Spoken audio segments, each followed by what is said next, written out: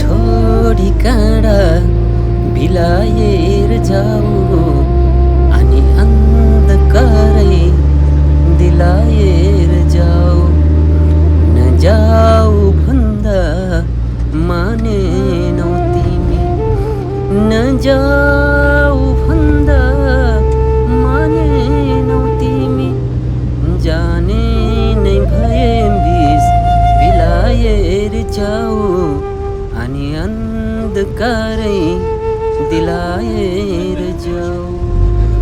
हजुर दर्शन नमस्ते good morning के छ सन्चै आरामै हुनुहुन्छ साथीहरू कहाँ हुनुहुन्छ कस्तो अवस्थामा हुनुहुन्छ जहाँ जस्तो अवस्थामा रहे पनि यो परदेशी भूमिबाट हार्दिक नमस्कार गुड मर्निङ सम्पूर्णमा के छ साथीहरू सधैँ जस्तो आज पनि फेरि एउटा सानो छोटो भ्लग लिएर उपस्थित भएको छु है साथीहरू। अनि अरू बेला त ड्युटी जानुपर्छ होइन परदेशको ठाउँ छ तैपनि म ड्युटी जाने यात्रामा मेरो ड्युटी जाने बाटोको भिडियोहरू बनाउँदैछु है। यो अबुधाबी स्थित होइन कर्निस रोड हो है साथीहरू।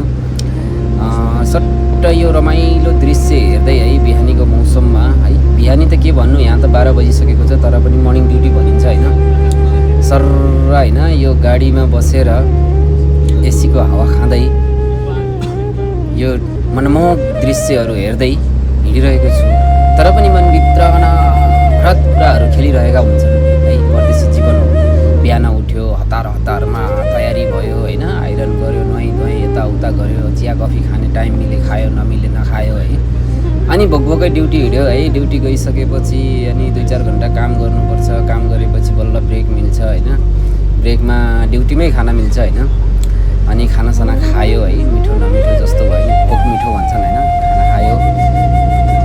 तर जिन्दगी यस्तै रहेछ साथीहरू देख्नेहरूको लागि यो रमाइलो दृश्य यो फोटो यो भिडियो हेर्दाखेरि भन्छन् ओ मोज छ फल्नालाई मस्ती छ भन्छन् तर भित्री मनमा नि आफ्नो कार्यभार ड्युटीको कार्यभार है विभिन्न वचनहरू यो छिटो गर ल ल ल ल ल ल भन्दै दौडिनु भाग दौड है। सानो कम्प्लेन भयो भने पनि कति धेरै गाली खानुपर्छ गालीले नि पेट भरिन्छ कहिलेकाहीँ। यी सबै कुराहरू सहेर पनि के गर्नु साथीहरू 2-4 पैसा कमाएर परिवारको पेट पाल्न परिवारलाई खुसी राख्न र समाजमा फल्नाको छोराले गर्यो है भन्ने पार्न पर्दो रहेछ है। ड्युटी सकिएपछि फेरि अँध्यारोमा पनि यसरी हिँड्नुपर्छ साथी उज्यालोमा गयो अँध्यारोमा आयो है दिनभरि ड्युटी गर्यो यस्तै छ साथीहरू परदेशी जीवन।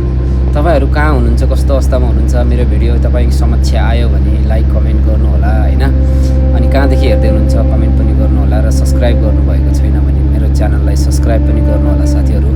तपाईँको साथ सपोर्टले म पनि केही नयाँ भिडियोहरू बनाउने एउटा जोस जाँगर मिलोस् है र जहाँ जस्तो अवस्थामा रहे नि श्री पशुपतिनाथले हामी सबै नेपालीहरूको रक्षा गरून्। हस्त साथीहरू नमस्ते फेरि भेटौँला गुड नाइट बाई बाई।